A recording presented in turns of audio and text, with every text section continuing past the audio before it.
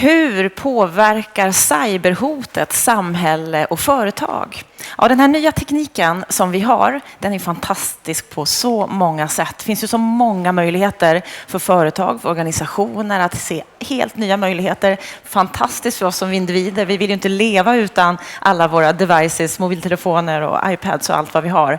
Det är en enormt fantastisk teknikutveckling som vi är mitt uppe i. Men den här utvecklingen, den har ju också sina utmaningar. Det sägs att cyberhotet, alla hot som vi har, de bara ökar. 20% av all omsättning när det gäller allt som görs på internet sägs vara hot, sägs åstadkommas av olika typer av cyberhot. Så hur ska vi hantera det här? Hur ska företag, hur ska organisationer, hur ska länder, hur ska vi som privatpersoner hantera den här verkligheten som vi är mitt uppe i? Det ska vi prata om den här morgonen. Jag heter Bellman, jag har förmånen att leda det här samtalet. Och eftersom vi har KPMGs globala expert inom området med oss så kommer det här samtalet att ske på engelska. Varmt välkomna hit. Malcolm, Marshall, hej. Hey. Welcome, how are you? Very good, thank you. Fantastic to be here in beautiful Gotland. Yeah, it is, isn't it? How do you like this place, Almedalen? How do you like this place, Almedalen? It's one of the most beautiful places I've been to. Really? Yeah. And so you've been to everywhere? Lots of places around the world. Yeah.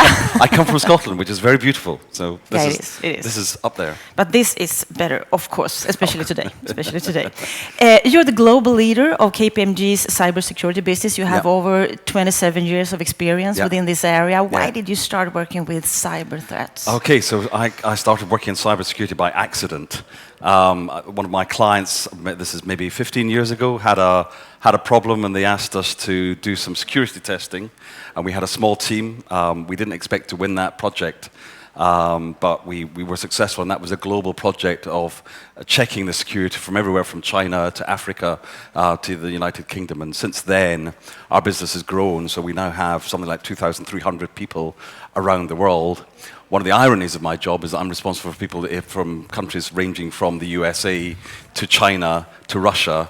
And when you look at cybersecurity, it's not just an area about business, it's an area about government and about business and about personal life and personal freedoms and how we manage our data and who protects our data for us. So why is this an important area for KPMG? Why are you picking up this subject? Yes, so it's an important area for so many businesses, but in KPMG, we don't see this as another Y2K. We see as the world of business and life itself becomes more digitized, that the threats will continue to evolve. And so it's one of 6 of our biggest growth areas globally, and at a country level and a region level and a global level, KPMG is investing something like $100 million a year in improving our capabilities in this area. I said in the introduction in Swedish that this area has, the new technique that we have so many opportunities for business, for companies, for us as individuals, but also it's not that easy because of this cyber security area and the threats that we have, the challenges. And a report that I heard of says that cybercrime might extract up to 20% of the global economic value created by the internet. Yeah. Is this true, or is it just a media hype? Well, I think 20% to me honestly sounds high, but the real answer is we don't know. But we do know, and I know from my experience every day, something like 70% of the companies that we now work for globally have been subject to the theft of a cyber espionage attack where intellectual property has been withdrawn from the organization. So you look at a country like Sweden, which depends on innovation and technology to get competitive advantage, and that's a really big threat for them. You look at the country level. We're here in one of the most beautiful places in the world, and this is fantastic place. But in online, we are living in the worst country in the world, in the worst city in the world, and the worst area of that city. So online, the North Korea, for example, the South Korea Intelligence Agency, in their report to their parliament 2 years ago, said that North Korea has something like 1,400 cyber warriors fighting for them. So although we're living, we think we're in this beautiful place, online the threats are immense. So we should be afraid. We should be afraid, but in controlled way, because there are many other challenges the world faces, water supply, global warming, etc. It is one of a range of risks that we face. So governments so the action that needs to be taken, I think, is not just by companies, but I think by governments need to coordinate within their countries an ability to defend the country, and arguably to be able to have an offensive capability in order to maintain that defense. And it goes right through down to the companies, down to individual responsibilities. One of the things I love my job so much is because it touches every aspect of our lives today. But should nations also coordinate together? Yes. So there is a Budapest Budapest Accord on cybercrime, which 50 countries have committed to signing up to, so that there is a coordinated response to cybercrime. There are lots of ways of sharing, but today I think you see people falling into national boundaries. So because of the threats out there, we see what we call the balkanization of the internet. So instead of having one internet which is free and available to everybody, we're now seeing people fall, particularly in the post-Snowden world, we're seeing countries take actions to pull back the boundaries of the internet to the world, to national boundaries. And so one person might call it the balkanization of the internet, but if you are a country that has a different view, you call that digital sovereignty. So there is collaboration, but I don't think there's enough. Companies need to collaborate, and they don't collaborate enough because they are afraid that if they admit to having weaknesses, then people will use that against them, and they will use adverse publicity. And we see lots of initiatives to enable sharing to happen, but not enough yet taking place. The US, for example, the government there had a proposed piece of legislation that would enable organizations to share information about attacks they'd received and not be subject to litigation. So effectively it gave them some protection from tort law, so they wouldn't suffer litigation. Unfortunately, that legislation was not passed. And so you have a situation where people want to share, but they're often prevented from sharing from fear of looking stupid, and B, just simply because the fear of litigation is so great. So yes, sharing is fundamental, and the bad guys share, the good guys need to share more, but there are so many boundaries to that happening well. Like you said, there's so many companies or organizations that they won't admit their weaknesses. Yes. They put, like we said in Sweden, they put their heads in the sand. Yeah. How to increase the awareness of this? So I think there is a role that governments can play. So they need to enable a legal landscape where organizations can share that information without fear of litigation. It's a little bit like, the best analogy is information around plane crashes.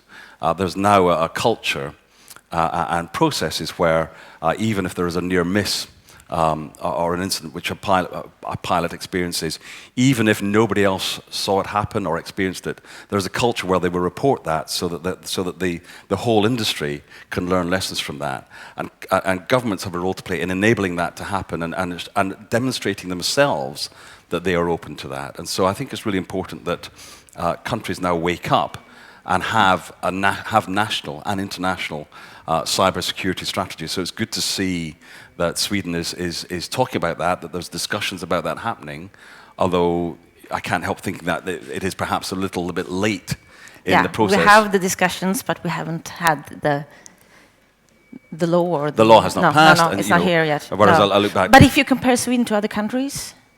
I think, so where I come from myself, the United Kingdom, I think we are a long way from being perfect, but we've had a national cybersecurity strategy for something like 8 years, which enabled the government agencies it forced the government agencies to interact more effectively with each other and gave a common purpose to that. And if you compare Swedish companies or organizations to others? So I have no direct experience working with Swedish companies in particular. So it's only from conversations is that they are similar to companies in the UK. I think the US organizations are probably more prepared than companies in Europe, simply because the media coverage of cybersecurity attacks in the US has been much, much greater, and the government has had a much stronger voice in the challenge as well. What would you say are the most difficult security challenges that companies have or organizations have? I guess for me, rather than the most difficult, the most important is to understand that this is not just a technology problem. So most organizations still, the responsibility for this still ends up almost entirely at the CIO, and lots of businesses have not realized this is not just a technology challenge, it's a business challenge. So people need to wake up and realize that there's only so much the CIO can do, that there's only one part of it that can be addressed by technology. So if you look, many organizations, if you are an industrial company, many of your products are now include internet technology, and that's way outside the domain of control or influence of the CIO. So that the responsibility needs to sit at the board level. And I strongly believe that one of the non-executive directors needs to have a specific remit to think about cybersecurity in everything that comes up in the board discussion. So whether it's a merger and acquisition discussion around how effective is the cybersecurity in the products of the business that we're buying, or a new product or service. So even if you're a vending machine company now, the internet technology is embedded into the vending machines, and organizations have sleepwalked into a position where they are not controlling the security on their embedded products. But this is a very specific area. So you said that someone in the board should have this knowledge. Yeah, but they don't need to be. I don't believe they need to be an expert. I think they need to bring a business perspective to it. And so there's a danger that if it's only the CIO who has responsibility for it, that it's only thought about when the discussion is about the organization's internal IT capability, when in fact it covers such a wide range of areas. So the organization's supply chain, we no longer live in a world where an organization does everything itself. The organization is often, you might have a core of 5,000 people employed by the organization, but the influence in the supply chain is 500,000 people. And making sure that everything that cyber is considered to the right degree, but not obsessively, in all the actions that the company takes, I think is absolutely critical. But do you feel that companies that goes in that direction, that the board are more aware of the cybersecurity? We've seen in the last 2 years in particular, the level of awareness on boards has increased. So KPMG does an annual survey of something like 2,000 board members around the world, and this is the topic. It's not the topic they are most worried about, but it's the topic that they feel that they have the least information about. They feel most dissatisfied about the information they're getting from their management teams around what the level of threat is and what the organization's level of preparedness is on the topic. So if you're a CIO, for example, and you know the importance of cybersecurity, how should you handle it? Yeah, so I think you need to start engaging, if you haven't already, at the board level. So not just with the CEO and the CFO, etc., but with the board, the board members who sit above the executive team, and help them to educate them. So take them, for example, spend a day with them where you bring people from outside who talk about so in the UK or the US, we'll often get somebody from one of the intelligence agencies to talk about the threats from foreign governments. We'll get somebody from law enforcement to talk about the crime, what the average criminal does, and then take them through what the organization has done so far and how it impacts on them. So really get a much deeper understanding so that they see it in the whole. And I think the second thing, which we try and move, the CIO today is in a position where they have they're embattled on cost every day. So every year the CIO is expected to deliver cost savings.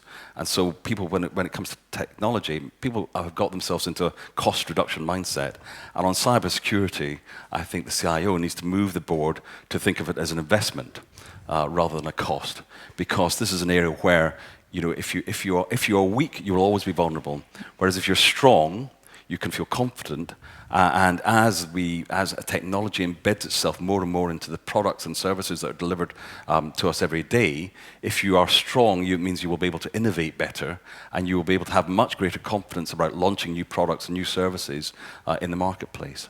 So I think so fundamentally moving it from just a risk issue to being a strategic opportunity and an area where the organizations start to think about, if we're strong at this and we have confidence about our ability to process information, to protect our customers' information and to protect the safety of our services, then there are potentially new markets and new revenues that can be opened up. And how important is it to raise and increase the awareness within the whole organization? That's absolutely essential. So I think the biggest, if I give you an example of a very, very large oil company, they've invested a lot of time and effort in workshops and some really fantastic videos that look like they're made by Hollywood. But the single biggest return on investment they had was just on your standard company screen there's a button at the top right hand side which says report a security incident, and that's just having that right at the front of people's minds where they feel that there's a button, literally a button you can press and you get through to somebody who can help you. For them, that has been the biggest return on investment they have got. It feels like they are always living in this threat. Yeah. No? I think so. There is a threat. The former director of the FBI said a few years ago. He said there are two types of company: those that have been hacked and those that don't yet know they've been hacked. And so the threat is real. But if you're strong and if you have the right measures in place, such as good monitoring, such as good response capability, then the threat becomes day to day. So for large banks, for example, for Swedish banks as well, they are attacked thousands and thousands of times every day, and they're able to manage those attacks and A, repel them, or B, if they do get through, deal with them and deal with the consequences. So yes, if you're weak, it's frightening and it's a terrible threat. But if you understand the issue and you invest in intelligence to understand the motivations and the likely attacks that your enemies will take, then it's just like any other business issue.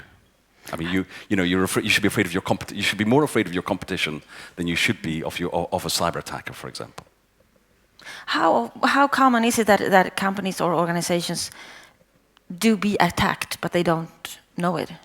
Well, simply because a lot of organizations still do not have basic controls in place. They do not have advanced monitoring. So I used to live in London, and I now live in an island. And so let me tell a little story. I now live in a small island off the coast of England called the Isle of Wight. And I have to confess, we do not have an alarm. We've lived there for 10 years. We don't have an alarm system. We've never been burgled. We could probably leave our door open and we'd be safe. When I lived in London, you had to have an alarm, and you had to have the most advanced alarm. I don't know why, but the criminals knew how advanced your alarm system was. So in the street where I lived in, unless you had an alarm that was monitored by a service and had an immediate response, then you would be guaranteed that you'd be burgled. What we find now is that as the attacks become more sophisticated, companies need to invest in more like a really good alarm system, so that they know when they're being attacked. Many organizations that don't have those sophisticated measures in place simply don't know that their intellectual property has disappeared out the door. They will not feel the effect of that for another 5 or 10 years when they find competitors from other countries coming out with products which look very similar to the products they have. Why do you think companies or organizations don't invest in this? I guess it's probably complacency and also a fear, a belief that it will not happen to us. That this is media hype, and it won't happen here. The reality is, I find that in most countries, the reality is, people say, it's what you read never believe what you read in the newspaper. I think in this case, the reality is often worse than what you read about in the newspaper, but companies find that hard to believe. When it comes to attacks on intellectual property, I think our core values often get in the way. So, it's very hard for a European business to believe that a foreign government would actually, pay for hackers to get into their organization and extract their intellectual property. It's just beyond. For many people, it's beyond their bounds of comprehension. As we'd say in England, it's just not cricket. But you have to understand the values of other countries and what they want to get out of it. So I think there's a lack of understanding, and a complacency, and a belief that it can't happen to us. I have a competitor of mine who works in the same line of business, and when he comes across companies that say we've never been attacked and there's no reason for people attacking us, you've got to say, well, if you don't believe you're going to be attacked, there must be something wrong with your business, because if you have nothing that other people want, then the value of your business must be poor. So it isn't a matter of cost, that it's very expensive to get those security systems in place? Yes, I think it is. So it is a matter of cost, and this is an area, it's almost like national health care. You can carry on spending money forever and ever, and you will still not guarantee your return. So you have to decide what risk level you want to accept and spend accordingly. But it's very hard to prioritize where you're going to spend your money. So we typically say, no matter what you spend, there are two things you should do. One is get the basics right, and frankly, getting the basics right can be a challenge in itself. And the second is concentrate on your crown jewel assets. So what are the bits of your organization that are most valuable to a competitor, or which would cause greatest damage if they were disrupted, and focus on those. So no matter what your spend level, often the key question will be, where do we get our biggest return on the money that we are able to spend on it? And I would again go back to that investment position of saying, people I think need to feel free to think differently about cybersecurity, and think of it not just as a protection, but think of it as a competitive advantage. So like in the way that Apple invested in thumbprint technology and bought a business that did thumbprint technology to enable easy access to the new generation of iPhones, you could apply that thinking to lots and lots of different industries. So stop thinking of it as a cost. Well, you have to think of it as a cost, but think of it as an investment as well as a cost. But it is expensive. It is expensive, yes. And technology, one of the challenges, is it's not just investing in security capabilities. So technology itself, if you have old technology, often that in itself is inherently insecure, and so it's not just a spend. It doesn't require just a spend on security technology or security processes and awareness. It also requires an overall investment in technology itself, and also in employees, in people. Yeah. But for me, I think that's worth it. If you're a business which is under threat, or a business which can create competitive advantage, that's an investment that's well worth the spend. You said at KPMG that we believe that turning traditional thinking on its head and adopting a positive approach to managing cyber risk will set organizations free. Yes. Yeah. So I think there are opportunities. So if you are always on the defensive, and you're always thinking that we're going to be attacked, then you are going to be modest in your ambitions. If you're strong in cybersecurity, and you know that you understand the threats, you understand who will attack you, and you have confidence in your defenses, then you can invest in processes and digital channels which will access more customers, will access more revenue for you. If you stop thinking of this as a defensive play and start thinking of it as an opportunity, because this will be here forever. While it's probably a bad strategy for people to say they're great at security, to hold themselves out and say, we're the best, because it kind of invites attack. Having complete confidence, or high levels of confidence in your ability to manage this and make it a differentiator and make the customer experience strong, I think is really important. And then also I think we will see a change in consumer attitudes as well, because more and more of delivering a service involves data that belongs to the customer. So I drive an old Volvo XC90. I'm reading about the new Volvo XC90, which is now driverless. The amount of data that's being generated, that now gets generated by a car, is phenomenal. So a few months ago, the head of sales at BMW said they get approached all the time by big data businesses saying, "We'll pay you money to exploit the data that's just being pushed out of the cars that your customers drive every day." He took a line and said, "We will never sell that data. That data belongs to us and our customers," which is, I think, a very, very admirable position to take. But I think as society, as that amount of data develops, I think that will change. And I can see a day where if you buy a car, you can say, it's 10,000 euros without a data package. But if you're prepared to sell your data that is generated as you drive, then it's 8,000 euros to buy that car. So there are opportunities, and you can only do that. You can only start to take those approaches if you're strong in data security and you know that you can protect that data effectively. So you can look at it in a positive way. You can, absolutely, yeah.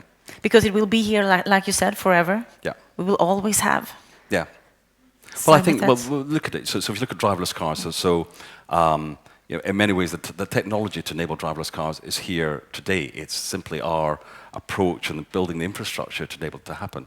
Now, today there's a massive industry around car insurance, and that's because people cause car accidents. I don't know whether it's 20 years' time or 30 years' time when we live in the world where almost every car is driverless.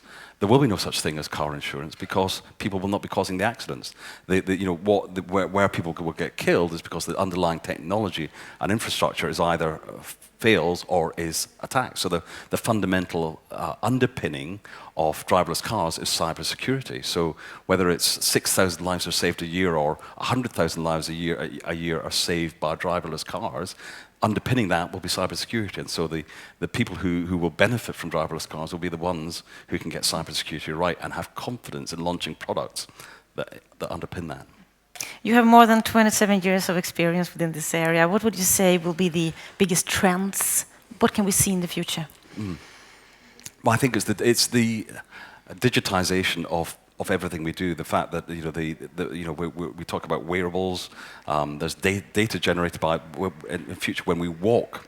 There will be data generated. And I think the opportunities that it creates on healthcare, for example, is an area where which is right at the kind of very core of the way the world is going in digital and in cybersecurity. So this week, the 4th of July in the US.